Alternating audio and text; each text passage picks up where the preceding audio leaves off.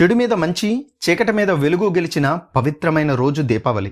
ప్రతి ఇంట ఆనందాల దీపాలు వెలిగే శుభ సమయం. పిల్లల కేరింతలు, కుటుంబ సభ్యుల నవ్వులతో ప్రతి గడప కలకలలాడుతున్న వేళ రాష్ట్ర భవిష్యత్తు అనే మహాయజ్ఞంలో ఒక నాయకుడు తన వ్యక్తిగత సంతోషాలను, కుటుంబ సమయాన్ని సైతం త్యాగం చేశారు. ఆయనే మన నారా లోకేష్. ఈ సందర్భంలో రాజ్యసభ సభ్యుడు సానా సతీష్ బాబు మాట్లాడుతూ ఇలా పేర్కొన్నారు.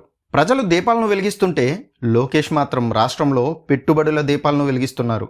నిరుద్యోగం అనే చీకటిని తొలగించడానికి ఆయన ఆస్ట్రేలియా గడ్డపై అహర్నిశలు శ్రమిస్తున్నారు. కుటుంబం నుంచి దూరంగా పండుగ రోజును కూడా ప్రజల కోసం కృషి చేయటం ఆయన అంకిత భావానికి నిదర్శనం. ముఖ్యమంత్రి చంద్రబాబు నాయుడు గారి విజన్ను నిజం చేయటానికి లోకేష్ గారు ఒక సైనికుడిలా పనిచేస్తున్నారు. ఆస్ట్రేలియాలోని సిడ్నీ, మెల్బోర్న్, కాన్బెర్రా నగరాల్లో HSBC bank CEO Antony Shaw, Woolworths group, Macquarie group, Austrade అధికారులతో కీలక సమావేశాలు నిర్వహించడం ద్వారా ఆంధ్రప్రదేశ్ పెట్టుబడుల రంగంలో కొత్త వెలుగులు నింపుతున్నారు. కేవలం 16 నెలల్లోనే 10 లక్షల కోట్లకు పైగా పెట్టుబడులు సాధించడం, విశాఖను డేటా సిటీగా మార్చడం, తూర్పు గోదావరి నుంచి అనంతపురం వరకు మ్యానుఫ్యాక్చరింగ్ మరియు టెక్ హబ్లను నెలకొల్పాలన్న సంకల్పం, ఇవన్నీ ఆయనలో ఉన్న స్పష్టత, పట్టుదలకి ఉదాహరణలు. కుటుంబ బంధాల కన్నా రాష్ట్ర ప్రయోజనాలే మిన్నా అని భావించే ఇలాంటి నాయకుడు మనకు ఉండటం నిజంగా మన అదృష్టం. లోకేష్ గారి అంకిత భావం, పట్టుదల తెలుగుదేశం పార్టీలో ప్రతి నాయకుడికి